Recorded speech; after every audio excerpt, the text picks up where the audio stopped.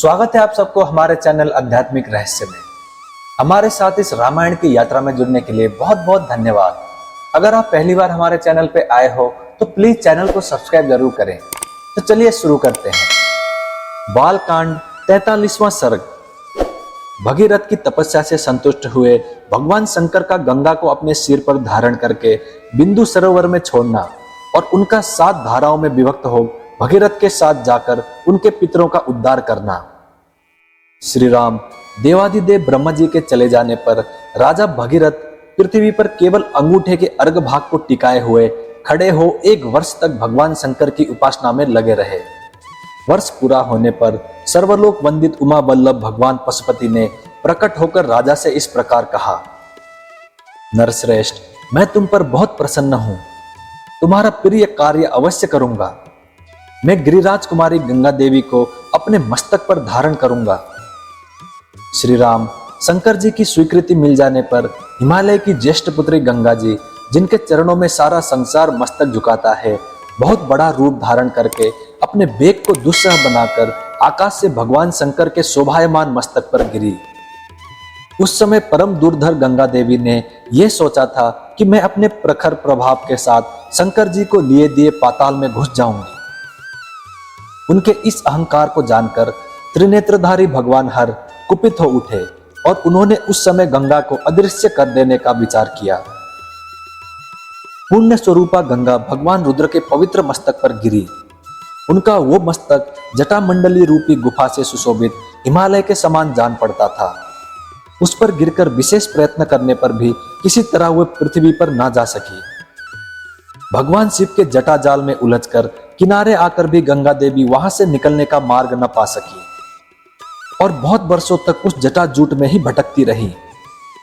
रघुनंदन भगीरथ ने देखा गंगा जी भगवान शंकर के जटामंडल में अदृश्य हो गई। तब वे पुनः वहां भारी तपस्या में लग गए। उस तपस्या द्वारा उन्होंने भगवान शिव को बहुत संतुष्ट कर लिया। तब महादेव जी ने गंगा जी को बिंदु सरोवर में ले जाकर छोड़ दिया। वहां छूटते ही उनकी 7 धाराएं हो गई, हल्दिनी, पावनी और नलिनी। ये कल्याणमय जल से सुशोभित गंगा की 3 मंगलमयी धाराएं पूर्व दिशा की ओर चली गईं। शुचक्षु, सीता और महानदी सिंधु, ये 3 शुभ धाराएं पश्चिम दिशा की ओर प्रभावित हुई। उनकी अपेक्षा जो 7वीं धारा थी वो महाराज भगीरथ के रथ के पीछे पीछे चलने लगी। महातेजस्वी राजर्षि भगीरथ भी दिव्य रथ पर आरूढ़ हो आगे आगे चले और गंगा उन्हीं के पथ का अनुसरण करने लगी। इस प्रकार वे आकाश से भगवान शंकर के मस्तक पर और वहां से इस पृथ्वी पर आई थी। गंगा जी की वो जल राशि महान कलकल नाद के साथ तीव्र गति से प्रभावित हुई। मत्स्य, कच्छप और सिंसुमार झुंड के झुंड उसमें गिरने लगे। उन गिरे हुए जल जंतुओं से वसुंधरा की बड़ी शोभा हो रही थी। तदंतर देवता, ऋषि, गंधर्व, यक्ष और छिदगढ़ नगर के समान आकार वाले विमानों, घोड़ों तथा गजराजों पर बैठकर आकाश से पृथ्वी पर गिरी हुई गंगा जी की शोभा निहारने लगे। देवता लोग आश्चर्यचकित होकर वहां खड़े थे। जगत में गंगावतरण के इस अद्भुत एवं उत्तम दृश्य को देखने की इच्छा से अमित तेजस्वी देवताओं का समूह वहां जुटा हुआ था। तीव्र गति से आते हुए देवताओं तथा उनके दिव्य आभूषणों के प्रकाश से वहां का मेघरहित निर्मल आकाश इस तरह प्रकाशित हो रहा था मानो उसमें सैकड़ों सूर्य उदित हो गए हों। सिंसुमार, सर्प तथा चंचल मत्स्य समूह के उछलने से गंगा जी के जल से ऊपर का आकाश ऐसा जान पड़ता था मानो वहां चंचल चपलाओं का प्रकाश सब ओर व्याप्त हो रहा हो। वायु आदि से सहस्त्र टुकड़ों में बटे हुए फैन आकाश में सब ओर फैल रहे थे मानो शरद ऋतु के श्वेत बादल अथवा हंस उड़ रहे हों। गंगा जी की वो धारा कहीं तेज, कहीं टेढ़ी और कहीं चौड़ी होकर बहती थी। कहीं बिल्कुल नीचे की ओर गिरती और कहीं ऊंचे की ओर उठी हुई थी। कहीं समतल भूमि पर वो धीरे धीरे बहती थी और कहीं कहीं अपने ही जल से उसके जल में बारंबार टक्करें लगती रहती थी। गंगा का वो जल बार बार ऊंचे मार्ग पर उठता और पुनः नीची भूमि पर गिरता।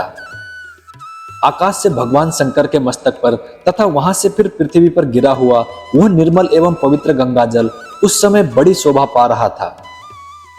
उस समय भूतल निवासी ऋषि और गंधर्व यह सोचकर कि भगवान शंकर के मस्तक से गिरा हुआ ये जल बहुत पवित्र है, उसमें आचमन करने लगे। जो सांप भ्रष्ट होकर आकाश से पृथ्वी पर आ गए थे, वे गंगा के जल में स्नान करके निष्पाप हो गए तथा उस जल से पाप धुल जाने के कारण पुनः शुभ पुण्य से संयुक्त हो आकाश में पहुंचकर अपने लोकों को पा गए। उस प्रकाशमान जल के संपर्क से आनंदित हुए संपूर्ण जगत को सदा के लिए बड़ी प्रसन्नता हुई। सब लोग गंगा में स्नान करके पापहीन हो गए। हम पहले बता आए हैं कि राजर्षि महाराज भगीरथ दिव्य रथ पर आरूढ़ हो आगे आगे चल रहे थे और गंगा जी उनके पीछे पीछे जा रही थी। श्री राम उस समय समस्त देवता, ऋषि, दैत्य, दानव, राक्षस, गंधर्व, यक्ष, प्रवर, किन्नर, बड़े बड़े नाग, सर्प तथा अप्सरा, ये सब लोग बड़ी प्रसन्नता के साथ राजा भगीरथ के रथ के पीछे गंगा जी के साथ साथ चल रहे थे। सब प्रकार के जलवंतु भी गंगा जी की उस जल राशि के साथ सानंद जा रहे थे। जिस ओर राजा भगीरथ जाते, उसी ओर समस्त पापों का नाश करने वाली सरिताओं में श्रेष्ठ यशस्विनी गंगा भी जाती थी। उस समय मार्ग में अद्भुत पराक्रमी महामना राजा जहू यज्ञ कर रहे थे। गंगा जी अपने जल प्रभाव से उनके यज्ञ मंडप को बहा ले गई। रघुनंदन राजा जहू इस गंगा जी का गर्व समझकर कुपित हो उठे। फिर तो उन्होंने गंगा जी के उस समस्त जल को पी लिया। यह संसार के लिए बड़ी अद्भुत बात हुई। तब देवता, गंधर्व तथा ऋषि अत्यंत विस्मित होकर पुरुष प्रवर महात्मा जहू की स्तुति करने लगे। उन्होंने गंगा जी को उन महात्मा नरेश की कन्या बना दिया, अर्थात उन्हें यह विश्वास दिलाया कि गंगा जी को प्रकट करके आप इनके पिता कहलाएंगे। इससे सामर्थ्यशाली महातेजस्वी जहू बहुत प्रसन्न हुए और उन्होंने अपने कानों के छिद्रों द्वारा गंगा जी को पुनः प्रकट कर दिया। इसलिए गंगा जहू की पुत्री एवं जाह्नवी कहलाती है। वहां से गंगा फिर भगीरथ के रथ का अनुसरण करती हुई चली। उस समय सरिताओं में श्रेष्ठ जाह्नवी समुद्र तक जा पहुंची और राजा भगीरथ के पितरों के उद्धार रूपी कार्य के सिद्धि के लिए रसातल में गई। राजश्री भगीरथ भी यत्नपूर्वक गंगा जी को साथ ले वहां गए। उन्होंने साप से भस्म हुए अपने पितामह को अचेत सा होकर देखा।